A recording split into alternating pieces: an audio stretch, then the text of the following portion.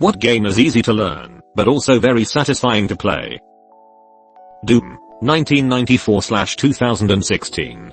Doesn't matter which. Press button. See demons explode into multicolored giblets. Also, skiing in tribes. Link in description. Was very easy to pick up. Just mash the spacebar and pretend it's a Tony Hawk game. But is still just about the most satisfying online shooter some 20+ years later. At the risk of sounding basic, The Sims. It's incredibly fun and rewarding, which is why once I pick it up I can't stop playing for weeks. I can only play it every once in a great while, because if I start it, I fall into a minimum 3-day Sims hole, and it's all I do. Damn, I love that game. Trackmania. Once you get used to the driving methods, it becomes very satisfying.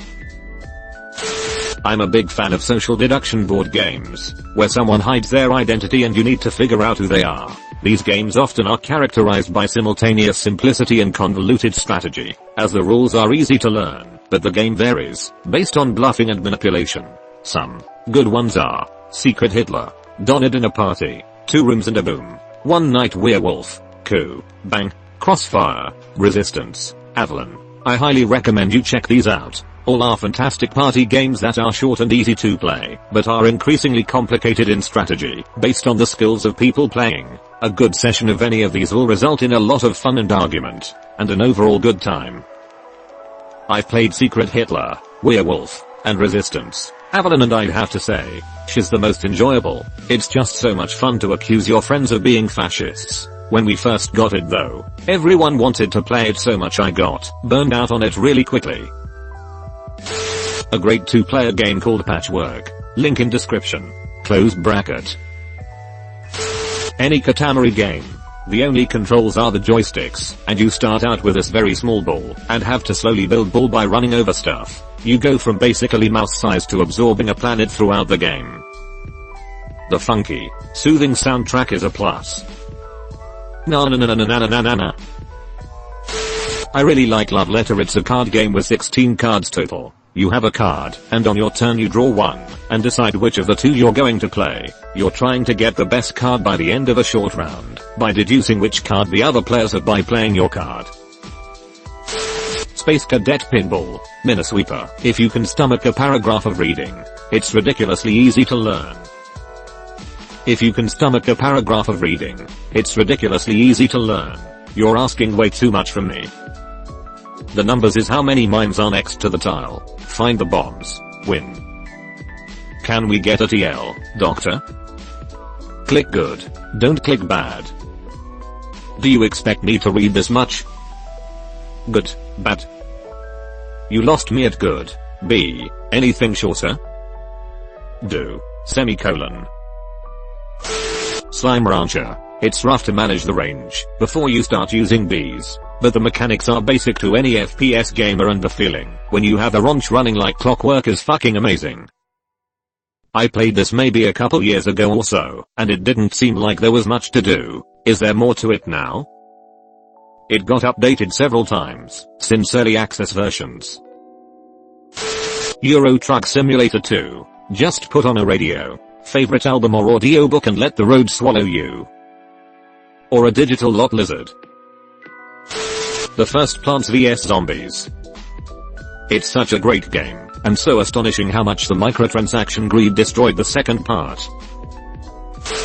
Tetris.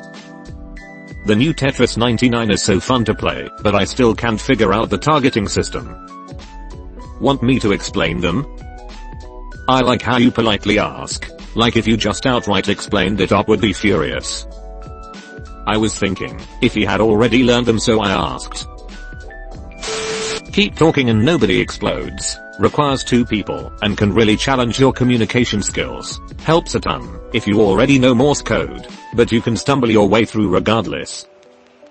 Careful, this game can ruin relationships. It's akin to stealing your girlfriend's star in Mario Party. Any Kirby game ever. If not that, then Shovel Knight. The campaign for Spectre Knight is my favorite, because his playstyle is super freaking flowy, but it kinda makes bosses too easy. Recently me and my brothers figured out how to play Kirby Air Ride on PC online with each other. Mario Kart. because there's no wrong way to beat a child. Solitaire. It can be just something to do with a deck of cards while waiting.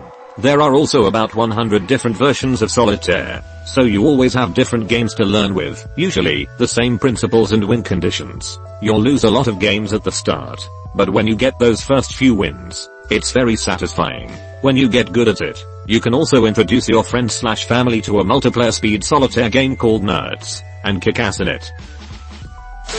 Stardew Valley. Portal. The mechanics are easy to learn, but there are no two puzzles that are the same.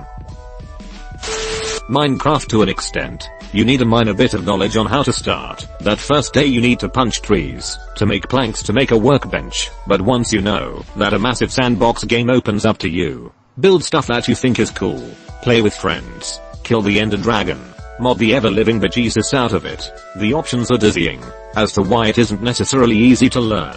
There is a lot in the game. Redstone specifically, that borderline requires a minor in computer science to properly understand. The good news is Redstone is a late game optional thing that can make your life easier and does some neat stuff, but is far from required to pick up. Mojang. Okay, so there is this redstone thing. Here's a redstone torch, a repeater, a comparator, a dropper, a daylight detector, a hopper and some lamps. With these things you can make doors that open themselves, lights that turn on when it's dark, or a furnace that melts all the stuff you want automatically. Players, we made a 16-bit computer. Also Mojang. Here are some square blocks of different colors. Players, I made a scale model of Minas Tirith. Also Mojang. Here are some black blocks. Don't think they do anything special though. Players, we opened a portal to hell. Also Mojang. Here are some blocks that make a sound if you power them. Players, we made Beethoven's Forellies. Also Mojang. We have a survival mechanic built in where you can farm for food, herd cattle, and create a food source for your home. Players, we built a 100-acre auto farm capable of making enough food to solve the world hunger crisis in 15 minutes. Also Mojang. We added blocks that can run commands. Players, we recreated Pokemon R&B in Minecraft. Wait, did that actually happen? Yeah, someone recreated Pokemon with command blocks. Animal Crossing, New Leaf. That reminds me, I'm out of time for this thread. Okay, now I gotta go back to playing Animal Crossing, New Leaf on my Nintendo 3DS. Cribbage. It's simple, easy, and gets done in 10 minutes. Bloons Tower Defense 5 and Bloons Tower Defense Battles. Sudoku. Chess. It's not very hard to learn how the pieces can move, and it's fun to play. Conversely, the better you and your opponent get, the harder it becomes. RuneScape. If you feel like being dragged into the pit of hell, willingly sacrificing the next 5,000 hours of your life to the RNG gods. Very basic games at the heart of it though. 10/10ths with dopamine again. You watch that swamp lettuce guy too? Teal Hat season was my favorite season. Disc golf. Get out there and just enjoy it. Steep. Easy to play, hard to master. A lot of challenges and a very nice feeling when you play. See how long you can keep your hand in the waffle iron is fun. My record is 30 minutes. Very different game than keep your hand in the waffle iron that is plugged in and turned on. 104.5. On an easy difficulty your play doesn't need to be good, and you can spend time listening to the advisors/reading the descriptions of units or buildings to make sense of the game. Very satisfying too. He said easy, not life ruining. Hollow Knight. Very easy to learn because of simple and straightforward mechanics, but it will eventually kick your ass. Just not right away. It's very good at steadily increasing the difficulty as you go. Also very, very satisfying when you play it well. The later bosses can feel like a choreographed dance when you get the patterns down. That dance feeling is one of the most amazing feelings in the game. I swear. The Mantis Lords and Hornet, when you just get in the rhythm. Absolutely beautiful gameplay. I'm so excited for Silksong, and will absolutely pre-order if I can. Team Cherry has more than proved they deserve it.